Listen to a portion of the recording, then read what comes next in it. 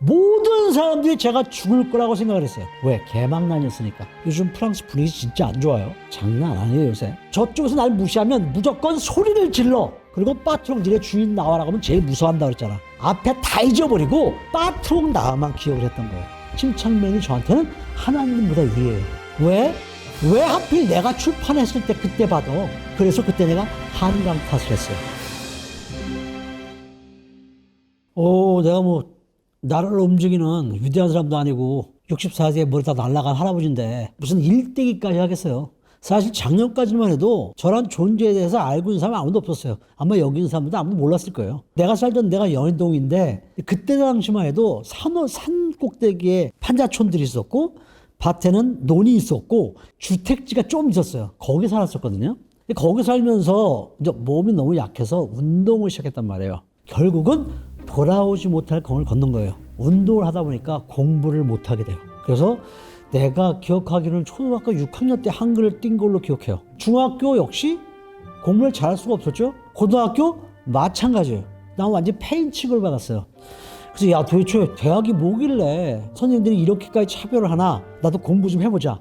그리고 고3 여름방학 때부터 공부를 하기 시작했어요. 물론 국영수는 포기해요. 어쨌든 들어왔어요. 대학 들어왔는데 계엄령이 터진 거야. 대학을 못 가요. 학교를 들어갈 수가 없어. 학교에 가니까 군인들이 못 들어가게 막고 있는 거예요. 거의 6개월을 우리가 대학을 못 가고, 그러니까 내가 공부 못한 건 세상 탓이에요. 나는 가고 싶었어. 근데 6개월 동안 놀다 보니까 할 게 없는 거야. 바로 군대. 나도 모르게 지원 입대가 돼 있었어요. 어떻게 가능하냐고요? 1981년도에는 다 가능했어요. 뚜떼떼 포시블러, 프랑스어로 모든 게 가능했어요. 모든 사람들이 제가 죽을 거라고 생각을 했어요. 군대에서. 왜? 개망난이었으니까. 내 별명이 박쥐였어요. 여기에 붙었다 저기에 붙었다. 그리고 제대를 하고 어떻게 내가 졸업을 하게 됐는지 솔직히 나 잘 몰라요. 그냥 쫓아갔어 남들. 그러다 보니까 졸업을 했어요. 여기서 중요한 거, 인생은 여러분들이 생각한 대로 결코 흘러가지 않습니다. 내가 장담을 할게요. 인서울에 있는 대학교가 아닌 수도권에 있는 대학만 해도 우리나라에서 세상을 살아가는데 정말 큰 장애물들이 많아요. 내 능력과는 전혀 상관이 없이 다 막히는 게 많아요. 어떻게 하냐고? 산증인. 64년 동안 별의별 짓을 다 했어요. 뭘 하기 위해서? 교수가 되기 위해서. 안 됐어요. 교수는 안 됐지만 여러 가지로 먹고 살기 위해서 이리 뛰고 저리 뛰고 하다가 EBS에 강의를 가게 되었고, 거기 담당 PD가 어디서 소문을 들었는지 내가 프랑스를 잘한다고 그렇게 알고 연락한 거야. 그때 만약에 이 프랑스어가 수능 필수 과목이었잖아요. 나는 지금 강남에 20층짜리 빌딩의 주인이 되어 있을 거예요. 왜? 12년 동안 내가 했어요. 그 자리가 어떤 자리야? 거기서 빵 뜨면 메가스터디로 스카우트 됐다가 억대 연봉 받다가 독립하는 거예요. 우리나라에 그런 사람들 몇 명 있죠. 수학, 영어 다 그 케이스들이야. 거기서부터 나는 벌써 불만을 하기 시작해요. 텔레비에 누가 나왔을 때 그 사람들 나오면 그냥 싫어. 항상 불만과 불평을 갖고 지내왔었어요. 하지만 결국 그렇게 하면 내 손해로 돌아온다는 거, 이거는 지금 머리 다 날라간 내가 여러분한테 해줄 수 있는 얘기예요. 남을 비방하고 비꼬고 나쁜 눈으로 보면 그 순간에 누군가는 나를 그렇게 보고 있어요. 그걸 내가 어떻게 알고 있어서? 이 유튜브 하면서 알게 된 거예요. 여러분 알다시피 침착맨에 나갔을 때 지금 쇼츠가 내 것만 쇼츠가 되게 많아요. 거기에 어떤 사람이 무례하시군요 라는 댓글 하나를 딱 달았어요. 그 이후로 내가 그 어떠한 댓글도 보지 않아요. 지금까지도. 왜? 상처를 받았어요. 어쨌든 제 입장에서는 제가 이 유튜브 그리고 레거시 미디어에 나갈 수 있게 길을 터준 사람이 침착맨이라는 그 프로고, 침착맨이 저한테는 하나님보다 위에요. 오케이? 왜? 날 이렇게 살 길을 숨통을 쳐준 거야. 내가 내년 1학기면 65세 정년 퇴임이에요. 아웃이야. 킬이라고. 더 이상 인하대 못 있어요. 이제 인하대뿐 아니라 어떤 대학에도 못 있어요. 나이 때문에. 근데 할 수 있는 길을 터준 게 그분이에요. 자, 허무하잖아요? 64년을 살았어. 나름대로 굴곡이 심한 인생을 살았는데 이 이야기가 20분, 15분 내로 정리가 돼요. 그러니까 1분 1초도 헛되이 허비하지 마세요. 네, 절대 후회하지 마세요. 자, 첫 번째 내 연대기에 대한 이야기는 여기서 끝. 일단 여러분들이 그거에 대해서 오해가 굉장히 많아요. 저쪽에서 날 무시하면 무조건 소리를 질러 라고 얘기했단 말이야. 근데 그 앞에 내용이 다 빠진 거야. 내가 돈을 쓰는 손님의 입장일 때가 먼저 전제가 돼야 돼요. 그리고 물건을 사러 갔는데 점원이 나를, 느낌이라는 게 있잖아. 특히 한국 사람들이 그런 쪽이 되게 빨라요. 날 무시하는 것 같아. 유색인종이라고. 그런 느낌이 확 와요. 그럴 때 소리를 지르라는 얘기였어. 그러면 쫄아요. 그리고 빠트롱들의 주인 나와라 하면 제일 무서워한다고 그랬잖아. 대신 공권력, 경찰이나 세관원이 나한테 시비를 걸면 무조건 고개 숙이고 들어가라고 그랬어요. 그런데 그 여학생이 비싼 기차 타다가 여권 보여달라니까 당황을 해서 앞에 다 잊어버리고 빠트롱 나만 기억을 했던 거예요. 그러면 안 돼요. 내가 당당하게 하라는 얘기는 내가 손님의 입장이었을 때예요. 그리고 또 한 군데 언제 손에 찔릴 때야? 바로 소매치기를 하기 위해서 나한테 접근했을 때예요. 요즘 정말 심하대요. 내 친구가 프랑스에 지금 살고 있는데 장난 아니에요 요새. 절대 가능하면 혼자 여행하지 마세요. 요즘 프랑스 분위기 진짜 안 좋아요. 우리는 두 번에 나눠서 내잖아요. 근데 걔는 1년에 대학교가 30만 원이었어요. 우리나라 돈으로. 이게 올해 7월부터 걔는 9월부터 학기가 시작된단 말이에요. 16배가 올라요. 340만 원이야. 그런데 더 기가 막힌 거, 유럽연합 국가들은 그대로 해줘요. 프랑스란 나라가 절대 흔들려서는 안 되는 기본적인 목표가 있어요. 프랑스 애들은 하나는 바게트 값이에요. 바게트는 프랑스에서 그냥 빵이란 이상의 의미를 갖고 있어요. 그래서 아무리 물가가 비싸도 바게트 한 개에 2,000원 이상 넘어가면 안 된다는 철칙이 계속 내려왔던 나라예요. 근데 지금은 2,000원이 넘어갔어요. 또 하나가 경제적인 문제로 인해서 교육받을 수 있는 평등한 권리를 절대 뺏겨서는 안 된다라는 평등의 원칙이에요. 이게 또 깨진 거야 이번에. 그만큼 지금 프랑스가 어렵다는 거지. 또 하나 결정적인 이유가 뭐예요? 집세 보조금을 준단 말이야. 알로카송이라는 거를. 어느 나라건 상관없어요. 다 줘요. 그게 집세의 50%에서 70%까지야. 100만 원 월세를 내면 50만 원을 프랑스 정부에서 대줘요. 말이 돼요? 우리나라 같으면 아예 성립이 안 돼요. 근데 그놈의 나라가 여러 민족이 모여서 만든 나라이기 때문에 애기알렸다가 정착이 됐던 나라지. 잘 살 때 문제가 없었어. 근데 지금 못 살아. 슬슬 생각이 드는 거야. 내가 힘들게 일한 돈을 왜 쟤네들한테 주지? 이게 세지면 극우가 되는 거야. 근데 유럽 전체에 지금 극우의 세력이 점점 세지고 있어요. 그만큼 프랑스가 지금 위험에 처해 있어요. 그래서 앞으로 프랑스 가는 건 정말 신중에 신중을 생각하셔서 가야 돼요. 내가 언제부터 남 탓을 했나 생각해봤는데 아주 오래됐어요. 초등학교 때부터 그랬던 것 같아. 내가 아니고 남이 잘 되는 게 그냥 싫었어요. 어렸을 때부터. 비슷한 상황이 있는데, 나랑 비슷한 상황이 있는데 내가 안 되고 그 사람이 선택받고 잘 됐을 때부터였던 것 같아요. 그 가장 대표적인 게 바로 선생이잖아. 외국에서 박사학위를 받고 들어왔으면 제일 꿈은 뭐겠어요? 교수가 되는 거예요. 나는 의뢰란 말이야, 인하대. 그러니까 의뢰 될 줄 알았지. 근데 뭐 어쨌든 간에 내 부족한 탓에 안 됐단 말이지. 그러니까 다른 사람이 됐을 때 나는 계속 그런 생각이 드는 거지. 아니 분명히 내가 쟤보다 훨씬 나은데 왜 저 사람이 자꾸 되지? 처음에는 나도 내가 부족하다고 조금만 더 열심히 해야지라고 생각했었어요. 나중엔 내 스스로에 대해서 내가 내 스스로를 격화시키게 되더라고. 그 다음부터는 뭘 하더라도 의욕이 안 생겨요. 해봤자 또 안 될 거 뻔하잖아 라는 또 다른 나 자아가 이미 형성이 돼 있는 거야. 근데 그렇게 하면 어떻게 살아요? 정말 살기 싫어요. 책 냈을 때 내가 얘기했잖아.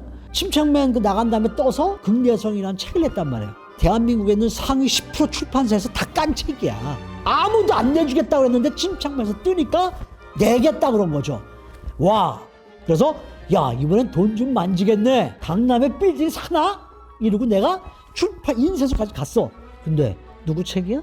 한강 책이야. 노벨 문학상 탔을 때예요. 대한민국 모든 서점이 한강 책으로 도배가 됐을 때야. 왜? 왜 하필 내가 출판했을 때 그때 받아? 그래서 그때 내가 한강 탓을 했어요.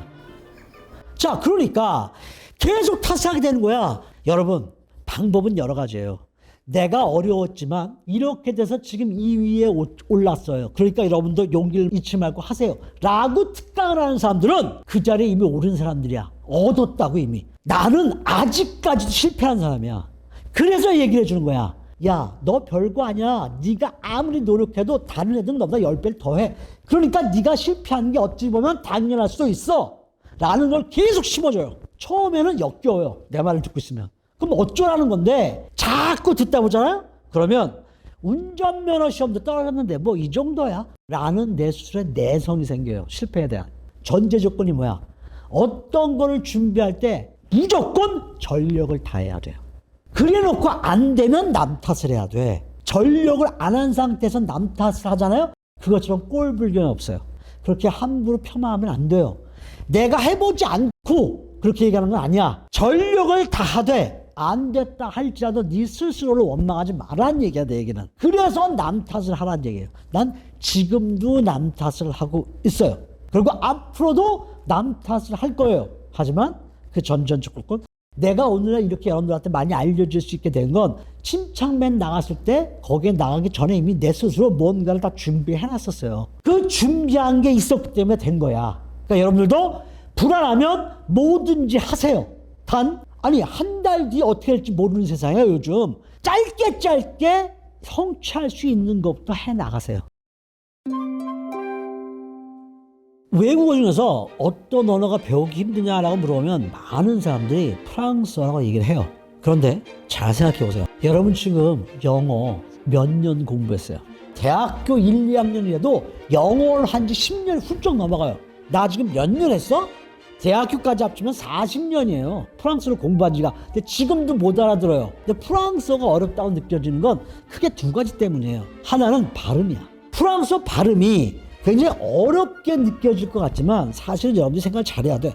우리가 프랑스 사람이 아니잖아 어차피. 의사소통만 하면 돼. 발음을 잘해서 나쁠 건 없어요. 그런데 의사소통이 가능할 정도로만 하면 되지 그거를 발음을 잘하기 위해서 노력한다고 되지는 않거든. 그 발음 문제 하나 때문이에요. 또 하나는 문법이 너무 어려워요. 시제 때문에 단어가 떨어져요. 그래서 프랑스 정부에서 프랑스 철자와 문법을 줄이는 작업을 하고 있어요. 오래전부터 해왔는데 철자를 보면 위에 짝대기 있는 거 있고 점 있는 게 있어요. 그게 지금 프랑스 교과서에 보잖아. 중고등학교 없애고 있어 지금 다. 왜? 단순화시키겠다는 거예요. 영어랑 경쟁을 해보겠다는 거죠.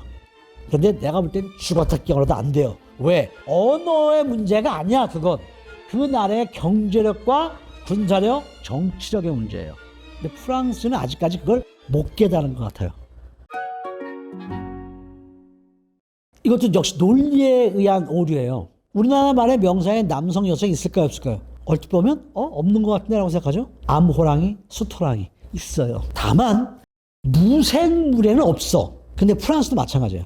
처음에 남성, 여성이라는 성을 정할 때 살아있는 생물을 갖고 정했던 거야. 근데 무생물이 책상, 의자 얼마나 많아. 근데 이것도 다 물건이잖아. 이것도 명사야. 근데 프랑스는 생각을 한 거야.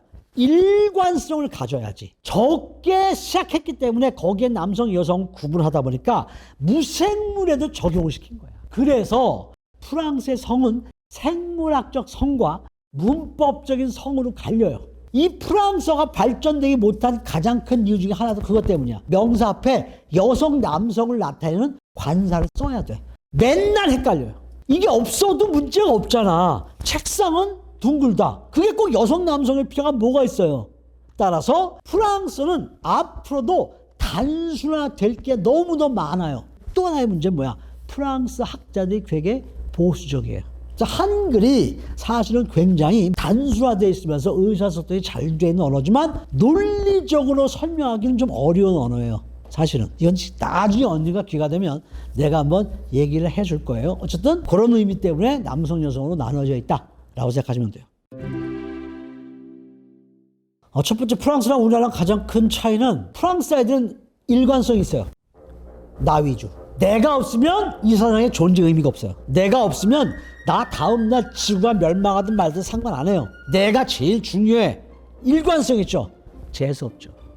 내가 생각하기에 64년을 살면서 내가 봤던 우리나라 사람들이 상당, 이게 일반화의 오류인데 내가 만난 사람이 5천만 명 중에 얼마나 되겠어. 하지만 그걸로 우리나라 사람은 어떻다고 사람들이 일반적으로 평가를 내려요. 그런 기준에서 보면 우리나라 사람들은 굉장히 이중적이에요. 어떨 때는 굉장히 희생적이야. 성격이 어느 땐 이랬다가 어느 땐 이래요. 감을 못 잡겠어요. 나는 프랑스에서 10년을 살면서 뭐가 바뀌었냐 했더니 굉장히 비판적으로 바뀌었대요. 어떤 이야기를 할 때 그 이야기를 그대로 ቁ떡거리면서 받아들여지지가 않아요. 왜? 프랑스 애들 사고방식이 그렇거든. 누가 얘기하면 왜 이런 얘기를 하지? 라고 왜가 항상 붙어요. 그리고 그 이유를 나름대로 찾아가요. 찾는 방법은 어떻게든 논리적이고 합리적인 방식으로 찾아요. 그래서 쉽게 남의 말에 속지 않아요. 그러려면 어떻게 해야 돼?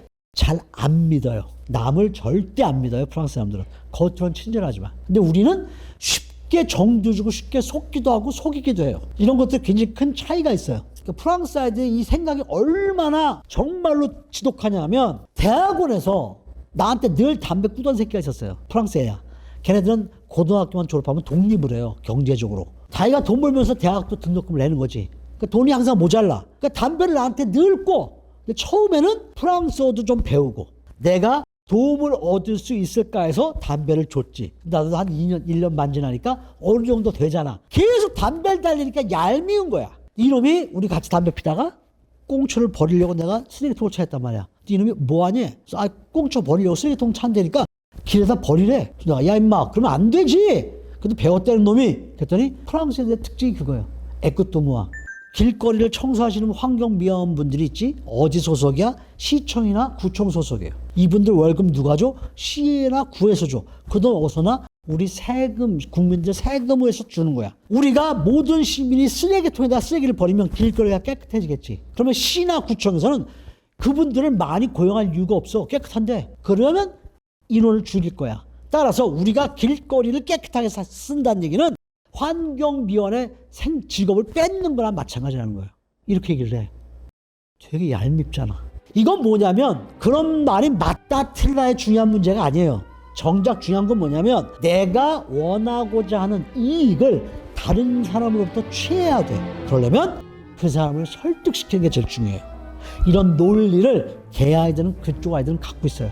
근데 우리나라는 아직까지도 그게 부족해요. 왜? 대학 들어올 때 여러분 논술 보고 들어온다며. 주제를 보고 그 주제에 대해서 그 자리에서 논리적으로 생각해서 체계적으로 답안지 쓰는 거잖아. 근데 논술 학원이라는 게 따로 있다며. 외운다며.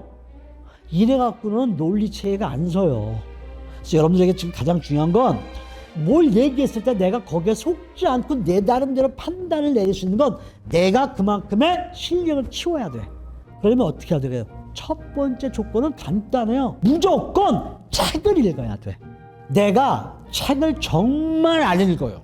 프랑스에서 박사학위를 받았는데 어린 왕자 책 있잖아. 프랑스 동화책. 그걸 아직까지 다 못 읽었어요. 하지만 여러분들한테 내가 얘기를 해. 여러분 읽으세요.